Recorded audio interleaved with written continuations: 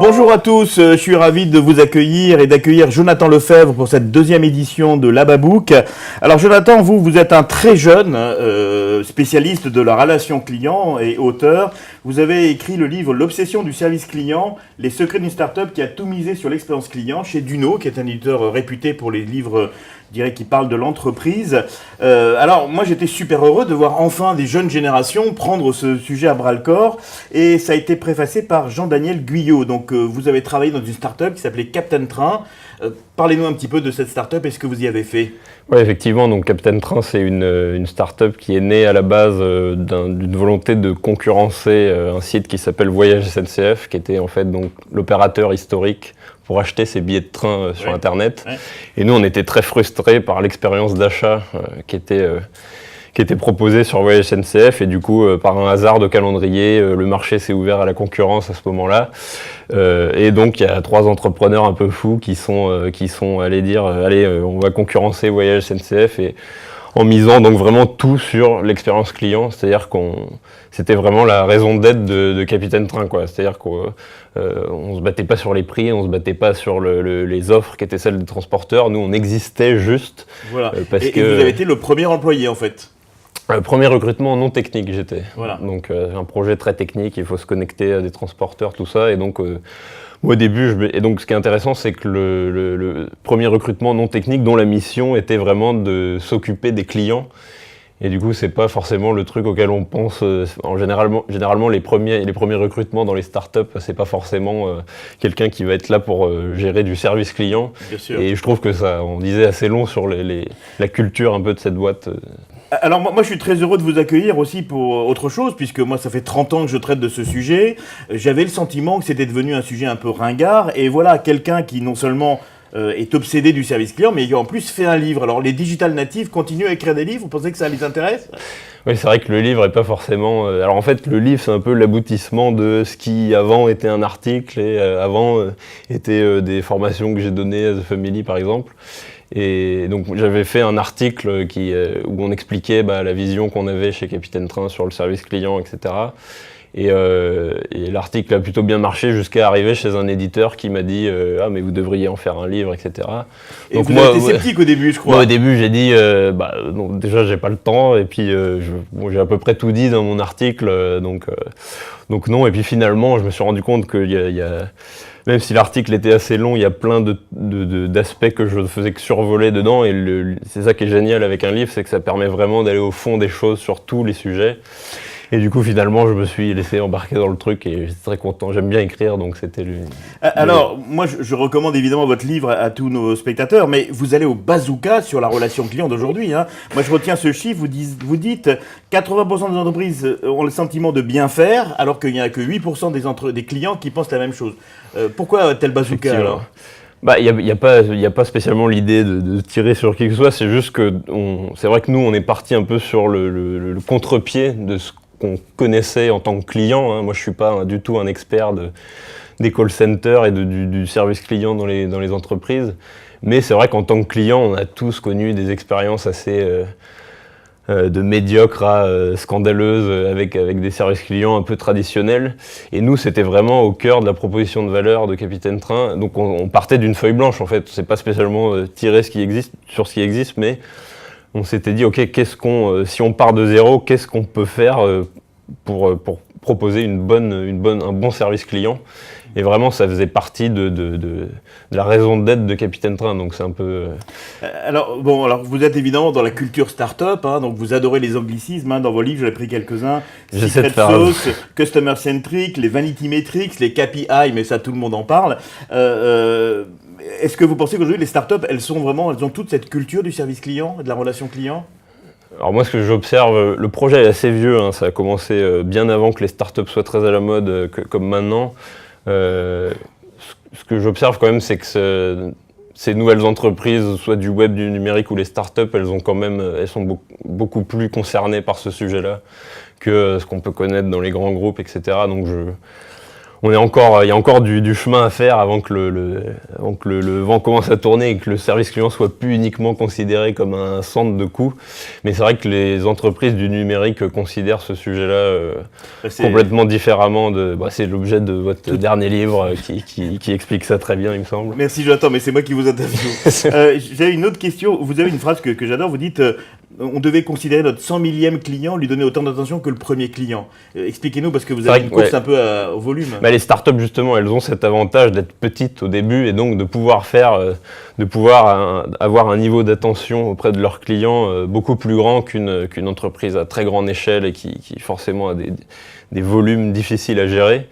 Et tout l'enjeu, en fait, et moi c'est la question qu'on me pose tout le temps, c'est de réussir à garder cette proximité, ce niveau élevé de service client à mesure qu'on va grossir. Et nous, c'est vrai que c'était un peu ça l'objectif, c'était que notre 100 millième ou millionième client, on le traite avec la même attention que si c'était notre premier client. Et tous les gens qui ont lancé des boîtes savent à quel point on peut adorer ses premiers clients.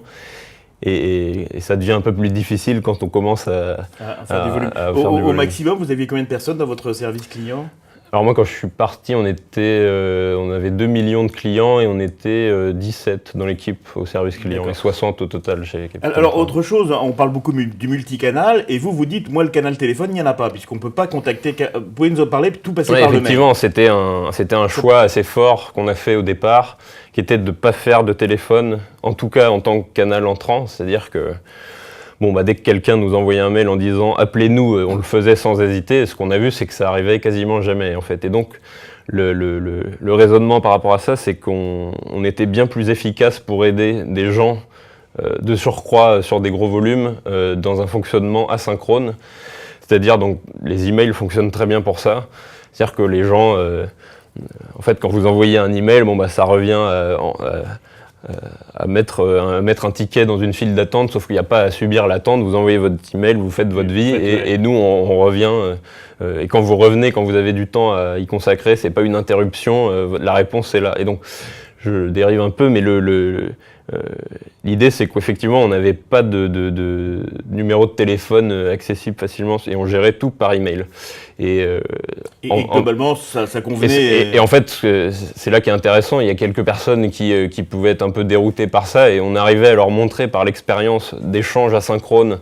En fait, il y a des tonnes d'avantages à l'email par rapport au téléphone, où quand vous raccrochez, il n'y a aucun historique, vous n'avez aucune trace de ce qui s'est passé.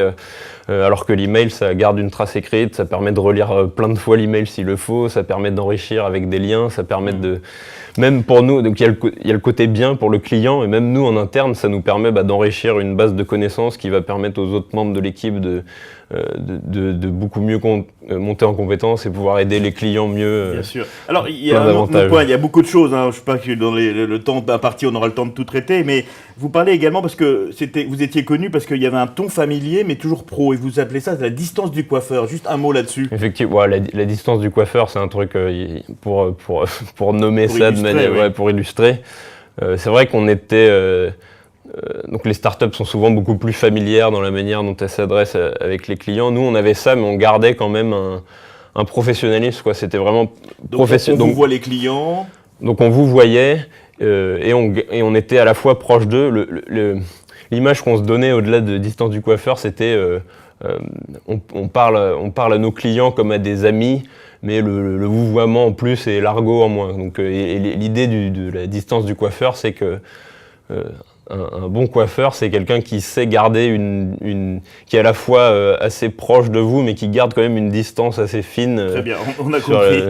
Un autre point, alors le NPS, qui est quand même l'outil aujourd'hui privilégié par Wonderbreed, vous dites c'est de la merde, il faut arrêter, etc. Allez-y, alors juste un mot là-dessus sur le NPS. Je suis pas fan du NPS. Qu'est-ce que vous lui reprochez en quelques mots ? Il y a plein de biais avec le NPS, j'explique ça en détail dans le livre. Il y a des gens qui ont écrit des articles ultra bien documentés là-dessus.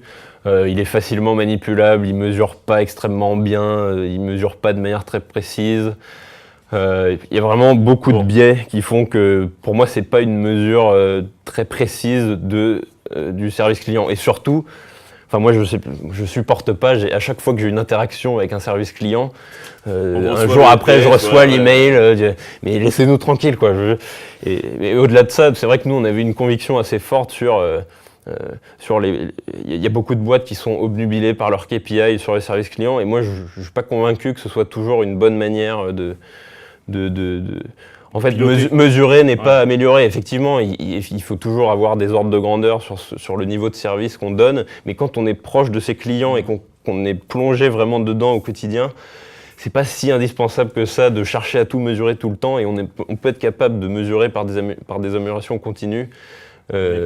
Sans forcément chercher à tout traquer. On arrive au terme, il y a quelque chose qui est vraiment fondamental, et vous en parlez dans le livre, effectivement, c'est la ressource humaine. En fait, vous expliquez bien que tout ce service client est obtenu parce qu'en interne, ce qu'on appelle aussi la symétrie des attentions. Juste un mot là-dessus sur les ressources humaines. Sur la culture, ouais, effectivement, si vous regardez, si vous cherchez vraiment à comprendre ce pourquoi les services clients traditionnellement défaillants, on va dire, ce pourquoi les gens ont des mauvaises expériences, souvent c'est pas spécialement la faute des gens qui sont en bout de chaîne au service client. C'est vraiment des histoires de culture RH, et donc ces gens-là souvent sont bloqués parce qu'ils n'ont pas accès à l'information. Ils ont des KPI, des mesures de coercition qui les empêchent en fait de faire du bon boulot, quoi.